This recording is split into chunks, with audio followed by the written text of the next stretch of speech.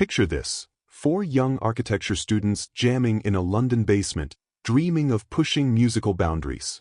Fast forward a decade, and they're crafting the greatest album of all time, selling 45 million copies of a single record. But here's the twist: the very success that made them legends would become the poison that destroyed their brotherhood forever.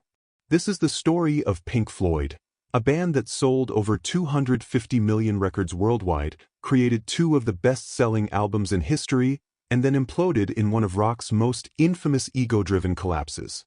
From psychedelic pioneers to global stadium titans to bitter legal adversaries, this is how genius, fame, and pride tore apart one of music's greatest bands. In late 1965, while the Beatles were dominating pop charts and the Rolling Stones were perfecting blues rock, something darker and stranger was brewing in London's underground scene. An English rock band was forming that would change music forever. But first, they needed a name. Before they became Pink Floyd, they were simply T-Set, a group of architecture students looking for gigs. Roger Waters, Richard Wright, and Nick Mason had met while studying architecture in London, bonded by a shared love of experimental sounds and a desire to create something beyond conventional rock and roll. But it was the arrival of Syd Barrett that transformed them from students with instruments into genuine innovators. Barrett brought not just guitar skills but a visionary artistic sensibility that would define their early identity. And when he discovered another band at a gig was also called T-Set, he quickly suggested a new name in 1965, combining the first names of two blues musicians, Pink Anderson and Floyd Council. Pink Floyd was born. The founding lineup was now complete: Syd Barrett on guitar and vocals, Roger Waters on bass, Richard Wright on keyboards, and Nick Mason on drums. Mason would go on to become the only member to appear on every Pink Floyd studio album, a testament to his role as the band's steady foundation. Early Pink Floyd quickly became leaders of the UK underground psychedelic scene. They weren't interested in 3-minute pop singles or conventional song structures.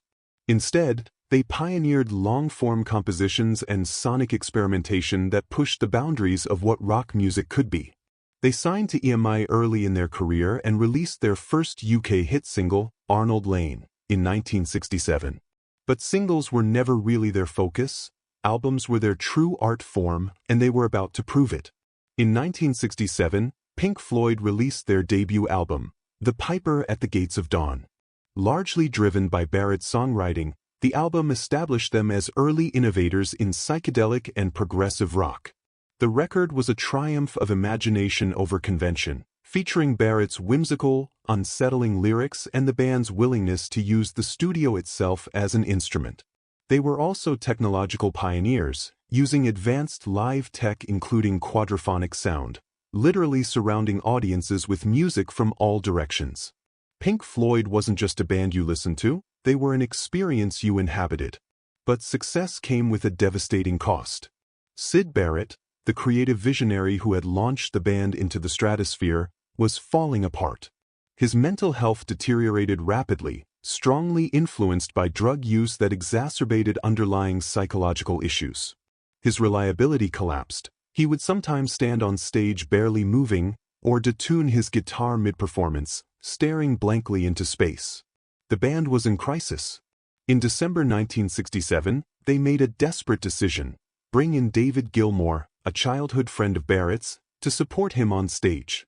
Gilmour was initially meant to cover for Barrett's increasingly erratic behavior, allowing the band to continue performing. But it quickly became clear this couldn't last. In January 1968, during a drive to a gig in Southampton, the band made a fateful decision. Someone asked, "Shall we pick up Syd?" The silence that followed answered the question. Barrett was effectively out. By April 1968, Barrett was officially ousted from the band he had founded. It was a heartbreaking but necessary amputation. Yet Barrett remained a key influence on Floyd's identity even after leaving. His ghost would haunt their music for decades to come, particularly in their masterpiece tribute to him years later. Syd Barrett died on July 7, 2006, leaving behind a legacy of brilliance and tragedy. With Barrett gone and Gilmour now fully integrated, Pink Floyd had to reinvent themselves.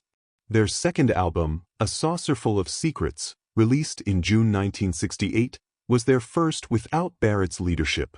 The band was searching for a new identity.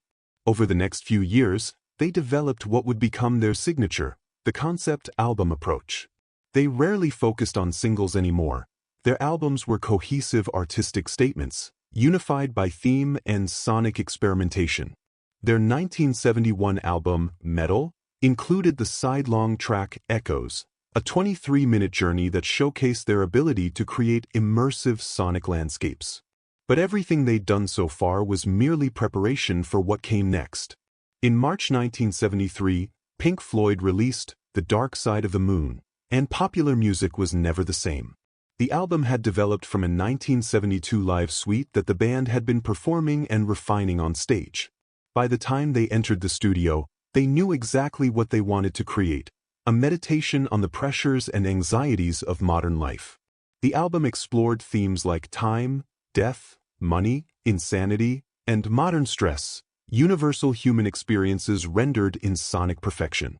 Its iconic cover, designed by Hypnosis, became one of the most recognizable images in music history, a simple prism refracting white light into a spectrum of colors. It was elegant, mysterious, and perfectly captured the album's essence. The Dark Side of the Moon topped the US album chart and then did something almost unthinkable. It stayed on the Billboard charts for decades, totaling nearly 1,000 weeks. That's almost 20 years of continuous chart presence. The album has sold approximately 45 to 50 million copies worldwide and is certified 15 times platinum in the United States alone, 15 million units.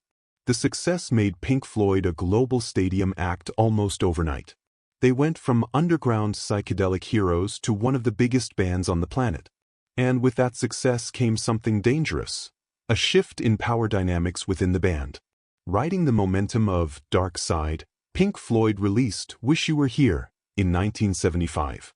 The album centered on themes of absence, alienation, and the cost of fame, fitting given how success was already beginning to strain their relationships.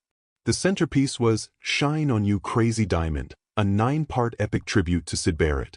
And in one of rock's most haunting moments, Barrett unexpectedly visited the studio during the Wish You Were Here sessions in June 1975. He had gained weight, shaved his head, and was barely recognizable. The band was recording a tribute to their lost friend when the lost friend himself appeared like a ghost. It was devastating and surreal. By 1975, Roger Waters was increasingly becoming the band's conceptual leader. His vision was driving their direction, and while this produced incredible art, it also planted the seeds of future conflict. In 1977, Pink Floyd released Animals, a darker, more cynical album based loosely on George Orwell's Animal Farm. The cover featured Battersea Power Station in London with a giant inflatable pig floating above it. The flying pig, later called Algie, was built for the photo shoot in December 1976. And then chaos. The pig broke loose during filming and drifted into Heathrow airspace, causing flight disruptions. It was absurd, surreal, and perfectly Pink Floyd. Years later, Waters would keep the rights to that pig imagery after leaving the band. Yes, they even fought over a flying pig. In 1979, Pink Floyd released The Wall as a double album, and it would become both their creative peak and the beginning of their end. The story was loosely based on Roger Waters' life experiences, his father's death in World War II, his overprotective mother, his contempt for oppressive education, and his alienation from audiences during massive stadium shows. Gerald Scarfe designed much of the album and stage art, creating nightmarish animations that brought Waters' vision to life.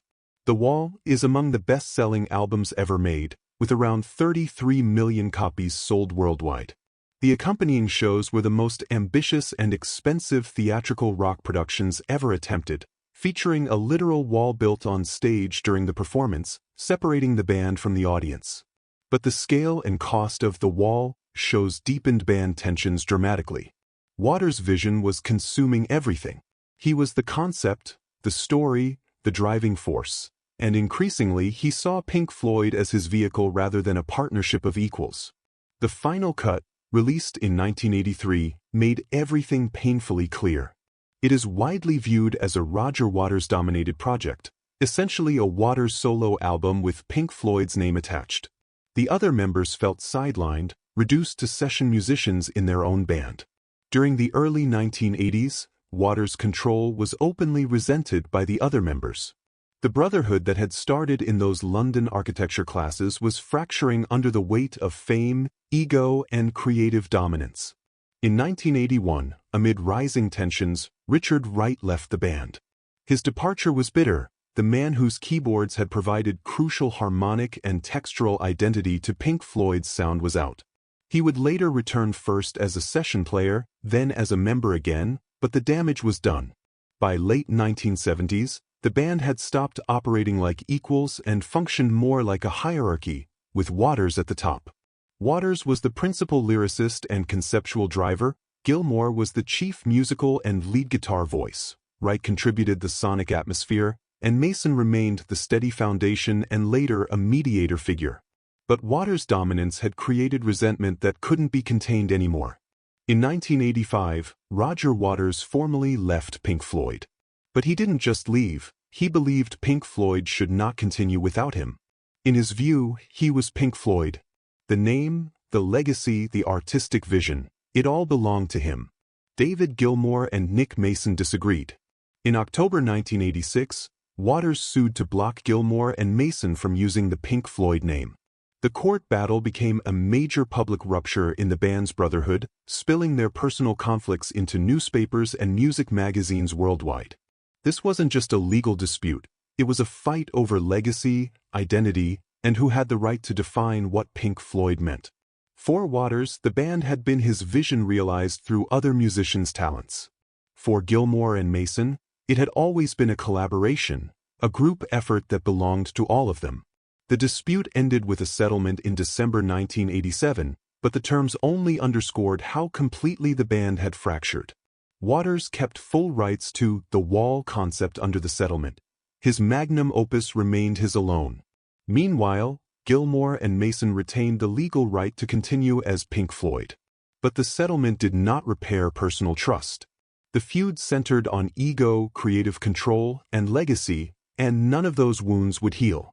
A Momentary Lapse of Reason was released in 1987 under Gilmour-led Pink Floyd, with Wright returning as a session player. Its release triggered what music journalists called all-out war in public narratives, with Waters dismissing the album as a fraud and Gilmour defending their right to continue. Yet the touring version of Floyd in the late 1980s and 1990s was huge and profitable, proving the name still held enormous commercial power even without Waters. In 1994, Pink Floyd released The Division Bell, which sold about 10 to 12 million copies worldwide. It was Pink Floyd's last full-lineup studio album while Wright was still alive. The album was well received, but everyone knew the real story was about what was missing: the complete band, unified in purpose. Richard Wright died in 2008, and with his death, a full reunion became impossible. The man who had helped create Pink Floyd's otherworldly soundscapes was gone, taking with him any hope of a complete healing. On July 2, 2005, something miraculous happened.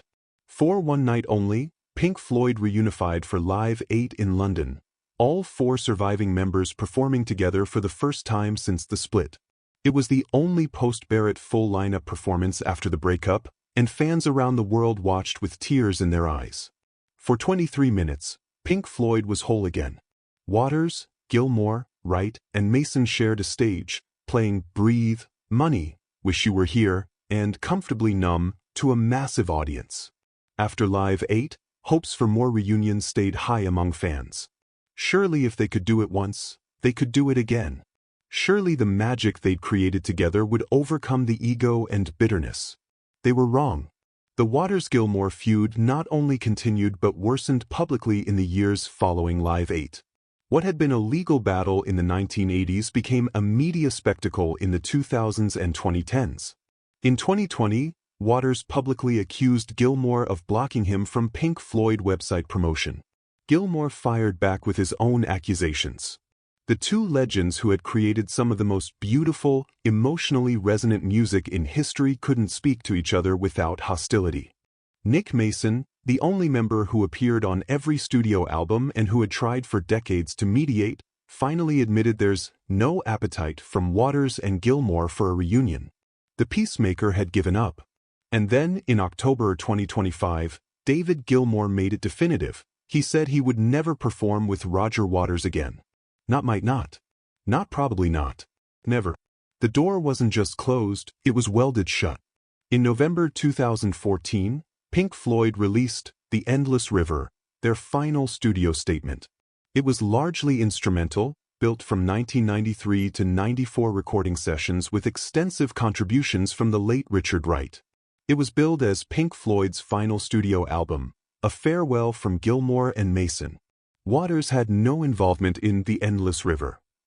He wasn't invited, wouldn't have participated, and dismissed it publicly.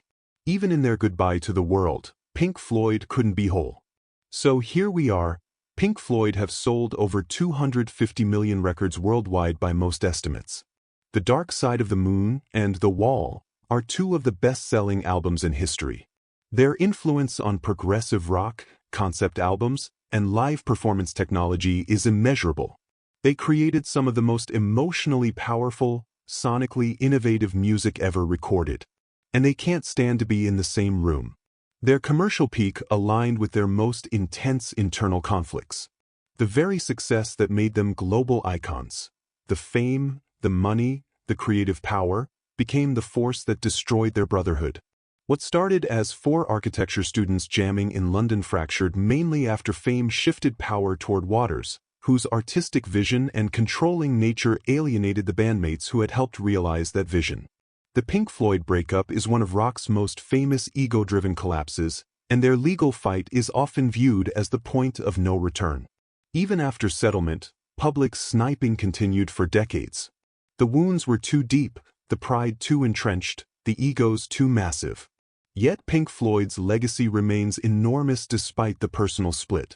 Their music continues to sell, their albums continue to inspire new generations, and their influence echoes through countless artists who followed. Their story fits a classic arc perfectly: underground innovators who became global giants, only to be broken by control, pride, and unresolved conflict. They proved you can create transcendent art together and still destroy each other. They showed us that genius and ego often walk hand in hand, and sometimes the price of perfection is the permanent loss of the people who helped you achieve it. Pink Floyd created the soundtrack to human alienation, anxiety, and loss.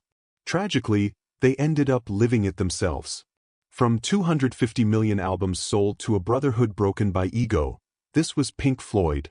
Brilliant, innovative, legendary, and forever fractured.